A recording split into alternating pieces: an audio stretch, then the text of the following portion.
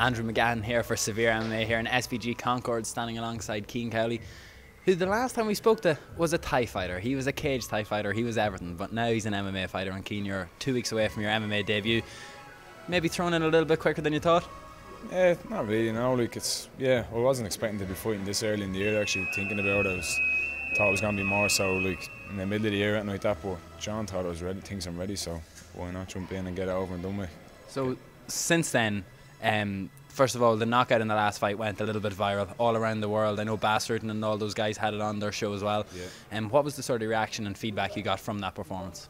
Yeah, that's what kind of propelled me up even more with that one, like, you know, the highlight reel, knockout and all that type of stuff. But yeah, it was definitely, that's got me the exposure and to MMA fans, because I think most people thought it was an MMA fight anyway because of the gloves and the cage and all that. So, but that got a great reaction, and everyone is eager to see what's going to be like in MMA now, you know. So from that, then, I know you joined SPG, you were welcomed here, but when we spoke in Vegas and you said that the first month you were kind of like, is this for me? Like, it was very intense, you weren't expecting how tough it was going to be. Like, I knew obviously it was going to be a bit hard changing over, but the first month training here, I was kind of like leaving the gym every night going, wow, is this really what I want to do? Because it was tough, like, you know, still even to this day it's tough, but each week goes on, and all the lads, the way they help me and all, like, and I'm training with all the lads. I think I'd be like the most beginner level out of all the team that I'm on, like, you know, so they're all like taking their time to help me and show me bits, because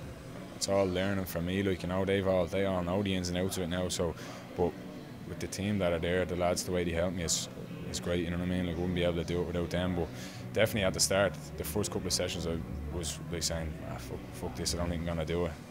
It's a bit too, it just seemed that there's so much to it, like, you know, the jits, the wrestling, and all. Even me stand up, I had to change my stand up and all. It's like completely changed my stand up style to suit the MMA, like takedowns and all that, you know. So it was like complete change over it.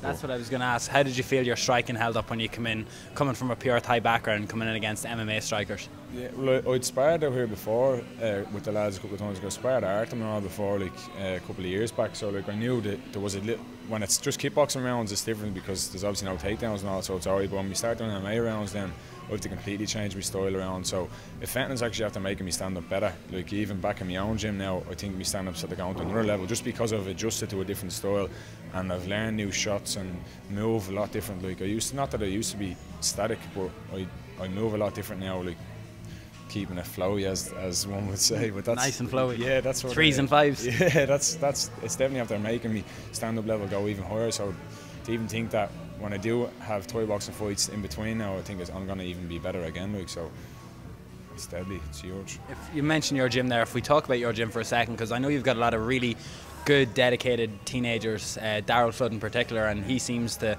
just whatever Cian is going to do, I can do it as well. Like, he takes inspiration from you. Is he going to go down MMA, or these guys? Are you getting these guys up to scratch so you can just spar them in your gym as well? It's all Daryl's doing his jits on the sly, so that's all. Say nothing. Saying nothing, but that's all. It's not. I'm not saying that Warriors is going to turn into an MMA gym. It's not going down that route. It's always going to be a Thai boxing gym. But at the same time, like, the lads are seeing where everything is going, all the exposures on MMA and all that. So yeah, we'll be pushing the ones that are up for it.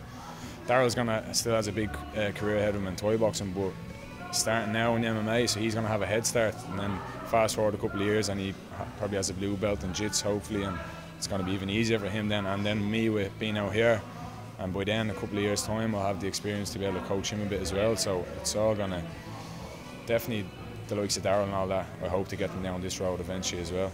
Do you think that BAMMA is kind of the perfect place for you to make your debut? Because there was hype around you in Irish MMA and the Thai boxing scene. Yeah. It seems like something like this, even if it is the opening fight of the card, that it's a fitting scenario for you to make your MMA debut. Yeah, definitely. And your fans. I've witnessed them live before, yeah. And them in the 3 Arena, I think it's going to be an even bigger thing. Just the whole fact of the 3 Arena as well, like, makes it even to people that, like, even me normal people that go to support me now, even more people are going like, wow, it's the 3 Arena, you know what I mean? So, like, but yeah, it's definitely right to make the debut on there, like, you know what I mean? I thought it was going to be on some little small show down the country or something like that, you know, away from everyone, but I'm delighted that's on BAMMA, and it definitely feels right to be on a big show like that, like, you know what I mean? And then hopefully it keeps up, I keep getting the big shows, you know, from here on in, like, so.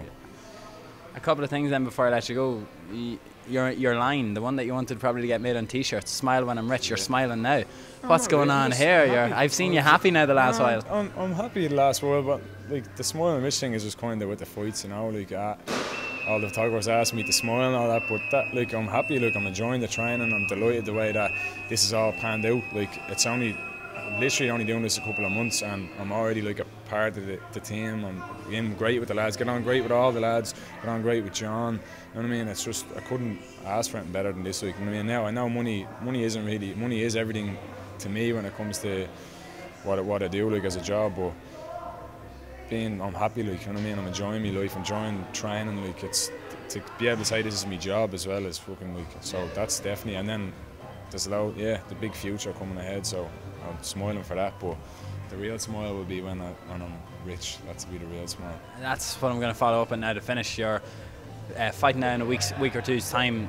What's after that? Are you heading over to Vegas for the 5th of March? Did I see that on a Snapchat story the other day? A ticket? Yeah. My girlfriend's due the baby around the time of the fight, so like the plan, well, it's not really a plan. If I said, she'd probably be watching this, but if he's here before Connor's fight and he's healthy and all that, I'll be on the first flight over straight away. But I don't want to say I'm definitely going. Just in case. Yeah, because if the baby's not here, I can't go. But if he's here and he's healthy, I'll be straight over. Like, I can't. I've been to the last 4 of them now, so I have to just keep the streak going. Yeah, I know the pain. I know the feeling. Yeah, it's the best. You know what I mean? I don't really want to miss it, so I'll definitely be there if all goes well. But. And then on your Snapchat, this is before I let you go. Yeah. I think you're 15th in the top Irish Snapchatters. No, I don't know. I need to be number 1. Like, I don't know. Like, if you need to hear hip hop music, see a BMW sign, see a dog giving a paw, Keen_C on Snapchat. Yeah, it's no. I followed all the other people on that yoke, and I don't know if it's interesting, but I have thousands of views on it, so. It should be interesting enough. A nice dog, nice car, good music, good training. I follow your Spotify playlist. There you go. Like, everyone's roped into it, so follow me, Keen_C. Beautiful. Thank you very much. See you at BAMMA.